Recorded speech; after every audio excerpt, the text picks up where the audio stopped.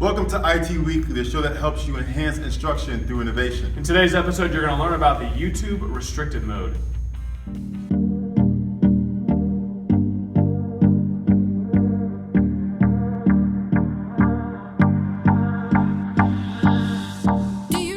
So I'm sure by now a lot of you have seen some changes with YouTube access for some of our students in our schools. You're right. I'm sure the teachers have got a lot of questions about the content that's on YouTube. Number one, what's blocked, what's not blocked? How do you block the content? How do you unblock videos that you want the students to watch? Right, and an email was sent out that explained a lot of this information about what this means, how does this impact students. But today we are lucky to have two of our great friends, Jake Standish and Donna Jessup. They are here and they're going to explain what the YouTube restricted access mode means for our students.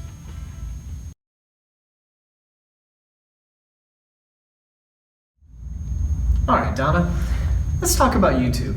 Let's talk about YouTube. Yeah, so did you know that every minute over 300 hours of video is uploaded to YouTube? I didn't know that, but I can imagine that a lot of hours are uploaded. That's actually like 2014 data too, so I think it's even higher now. It probably is. So that's a lot of content. It is a lot of that's some teachers uploading their own videos, maybe flipping the classroom, all kinds of great instructional material, helping out the students learn better using video. Students creating yes, video. yes, I've got some great examples of some of my former students making stuff. Love it. Okay, should we worry about that? 300 hours?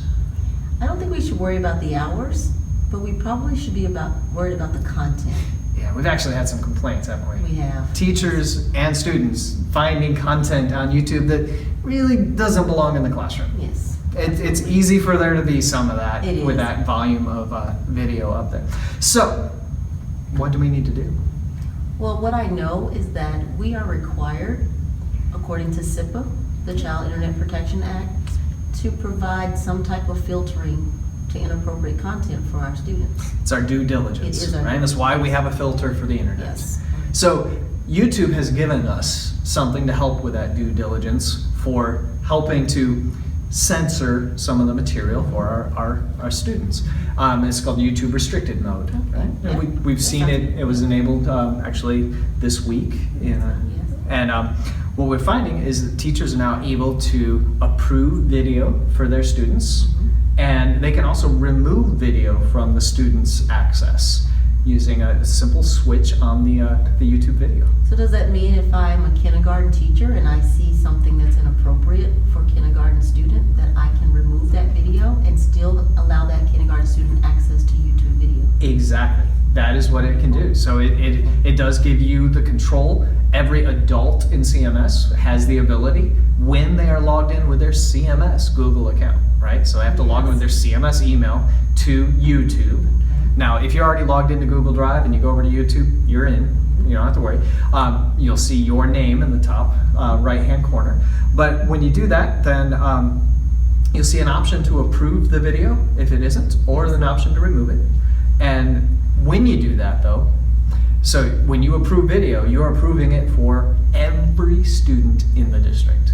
It's not just your students or your school. You are approving video for every student. So if a teacher finds a video they want to use for their classroom, just need to realize you are approving it for every student district-wide.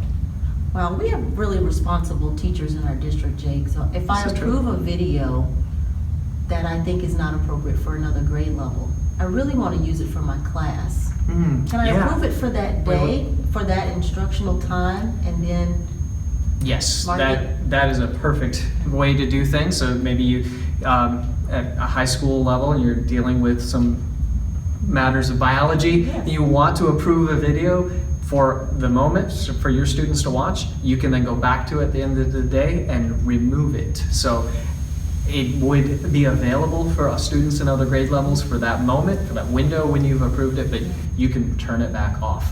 It's really a switch. You can turn videos on and off so your students can see it for a while and then they can't. I like that feature, Jake, because it gives teachers the option to use the content that is available on YouTube, and there's Right. great educational content, but also restrict that content for those that do not need to see it. Exactly.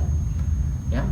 Now, there is a small amount of video that's already approved. Google has used their own algorithms to figure out some content that shouldn't automatically be approved. So whether teachers have approved it or not, things like Khan Academy, TED Ed, and several other educational channels on YouTube are already approved. So students, when they go to YouTube, they see video already, okay? But getting to some will require teachers to approve it.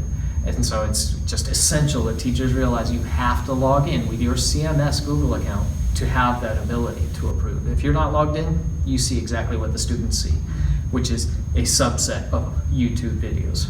Wow. And if I'm on Firefox or another Internet Explorer, Still just need to log into YouTube. still just need to log in YouTube. That's it. I'm glad that Google provided us this option. It is very nice, and I'm hoping we will see more options later on, maybe some fine tuning to allow for high school and different level of filtering for lower grade levels. But for right now, it's what we have, and it's definitely a step in the right direction. I think so. Thank you. Thank you. For sharing that information. So we want to thank Donna and Jake for joining us in that explanation of the YouTube restrictive mode. If you guys have any additional questions, please feel free to email Technology Services. You're right, guys. Once again, that's going to do it for another episode. Remember, you can check us out on Twitter. Our handle is @CMS to the Core. Make sure you guys check out our website and email one of us at our CMS Learns email address. Thanks again for tuning in. Make sure you guys check us out next week for another edition of IT Weekly.